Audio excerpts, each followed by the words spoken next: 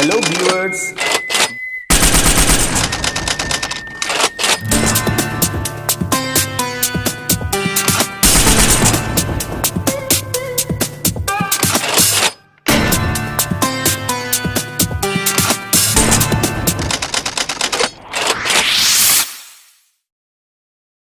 Now, today we will study chapter 3rd from Vistas, which is Journey to the End of the Earth, written by Tishani Doshi.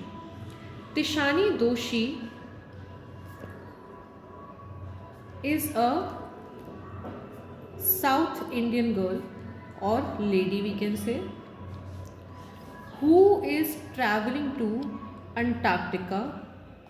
Antarctica is the coldest, windiest and driest continent on this planet. So she is going to Antarctica. And how she is going? She is going in a Russian research vessel जिसका नाम है academic एक minute.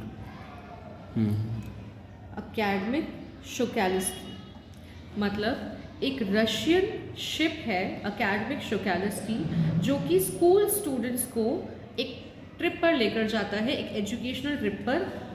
कौन सी जगह पर? Antarctica में।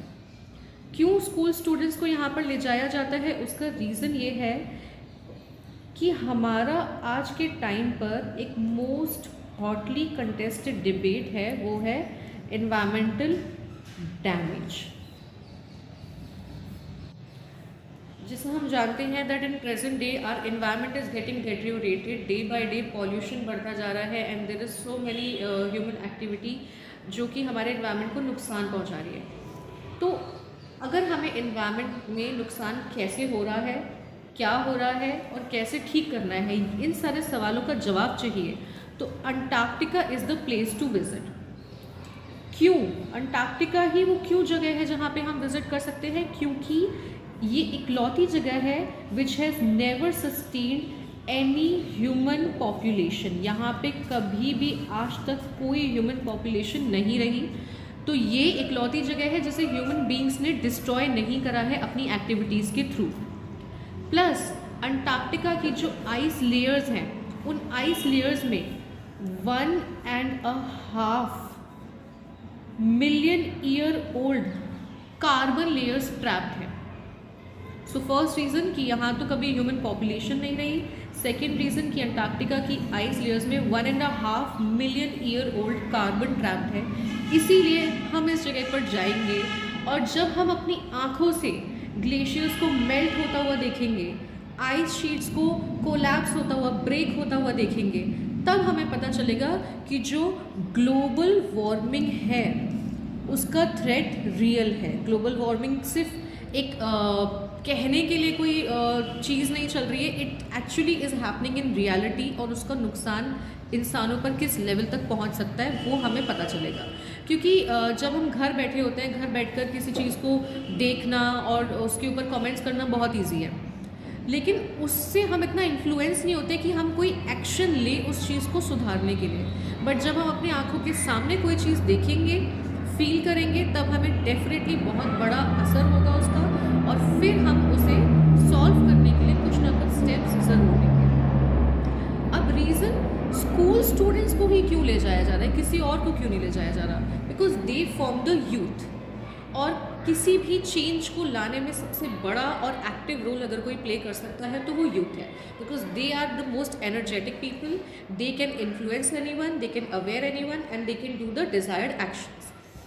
सो Tishani Doshi travel to Antarctica. अब उनकी जो जर्नी थी, it constituted more than 100 hours of travel. उन्हें 100 आवर्स से भी उन्होंने ज़्यादा ट्रैवल किया। उन्होंने बार बार अपना ट्रांसपोर्टेशन चेंज किया। She travelled in ship also, airplane also, by road also. और उन्होंने इस दौरान अपनी journey from Madras to Antarctica complete करने के लिए उन्होंने 9 टाइम जोन्स से ट्रैवल किया, 6 चेक पॉइंट से ट्रैवल किया, 3 वाटर बॉडीज़ को ट्रैवल किया एंड मैनी इकोस्फीयर्स को उन्होंने पास किया, तब जाके वो अंटार्कटिका पहुंचे। तो पहली बार जब वो अंटार्कटिका पहुंची, she was very very relieved because उनकी जर्नी बहुत लंबी थी। तो फाइनली अपनी डेस्टिनेशन पे पहुंच के उनको एक सुकून मिला, and then she was thrown into wonder. Why wonder? Wonder to see the white expanse of Antarctica. Antarctica is a complete white place covered with only glaciers and ice sheet. तो उसे देखकर वो बहुत सरप्राइज्ड हो गई थी। उस जगह पर कोई शोर शराबा नहीं है, there is complete silence, no animals, no billboard, no sign board, nothing is there. तो अंटार्कटिका में आप पहुँचोगे तो आपको ये लगेगा कि आप इस धरती पर ही नहीं हो, क्योंकि जो ह्यूमन सेंसेस होते हैं जिनसे हमें फील होता है कि क्राउड होता है, लोग होते हैं, एक्टिविटीज़ होती हैं, तो हमें लगता है कि हाँ हम सर्वाइव कर रहे हैं, सस्टेन कर रहे हैं, वहाँ पे ऐसा कुछ भी नहीं है। तो आपको यही नहीं लगेगा कि आप अर्थ पर हो, आप इस प्लैनेट पर हो। फिर वहाँ जाके उन्होंने देखे वहाँ पे कितने सारे माइक्रो ऑर्गेनिजम्स हैं, और वहाँ पे आपको सील्स मिलेंगे जो एनिमल्स होते हैं। एनिमल में आपको वहाँ पे सील्स दिखाई देंगी, ब्लू वेल्स दिखाई देंगी। और एक और चीज़ है कि अंटार्कटिका में 24 आवर कोई टाइमिंग चेंज नहीं होता है। All the time you will see same atmosphere. वहाँ पे ये नहीं कि सनलाइट हो रहा है फिर नाइट हो रही है, डे है नाइट है, no, 24 hour there is the same kind of atmosphere. तो वहाँ गई, वहाँ पे उन्होंने एक छोटा सा माइक्रो ऑर्गेनिज्म देखा जिसे कहते हैं phytoplankton. This is very important. Phytoplankton क्या है? ये सिंगल सेल्ड ऑर्गेनिजम्स हैं जिन पे अंटार्कटिका की पूरी फूड चेन सस्टेन करती है। लेकिन ग्लोबल वार्मिंग की वजह से फाइटोप्लैंक्टन डिप्लीट होते जा रहे हैं। अगर ये डिप्लीट हो गए तो इनसे जो आगे बनने वाली फूड चेन है वो लोग धीरे धीरे, वो माइक्रो ऑर्गेनिजम्स भी धीरे धीरे ख़त्म होते जाएंगे, और अगर वो भी ख़त्म हो गए तो फिर अल्टीमेटली डैमेज पड़ेगा ह्यूमन बींग्स के ऊपर। तो इसीलिए अंटार्कटिका हमें एक चीज़ का मैसेज देता है that we need to take care of the small things. Phytoplankton एक बहुत ही छोटी सी चीज़ है लेकिन उसका बहुत बड़ा असर हो सकता है। We need to take care of the small things and the big things will fall into their place. छोटी चीज़ों का ध्यान रखो, बड़ी चीज़ें सब अपने आप ठीक हो जाएंगी। अगर फाइटोप्लैंक्टन डिप्लीट नहीं होगा, पूरी फूड चेन आराम से चलेगी, सही तरीके से चलेगी, और ह्यूमन बींग्स भी जहाँ से उनको अपनी फूड चेन में जिस पॉइंट पे they are able to get their food, they will also get their food and there will be no damage. लेकिन अगर ह्यूमन बींग्स जैसे उन्होंने किया है, उन्होंने जैसे ह्यूमन बींग्स इस धरती पर आए, उन्होंने बिल्डिंग्स बनाई, उन्होंने रोड्स बनाए, उन्होंने सारे ट्रीज़ को डिप्लीट कर दिया, उन्होंने पॉल्यूशन क्रिएट किया, अगर ये सब वो करते रहे तो one day we will have to see our end. इसीलिए Antarctica is the place to visit to know about the earth's past, present and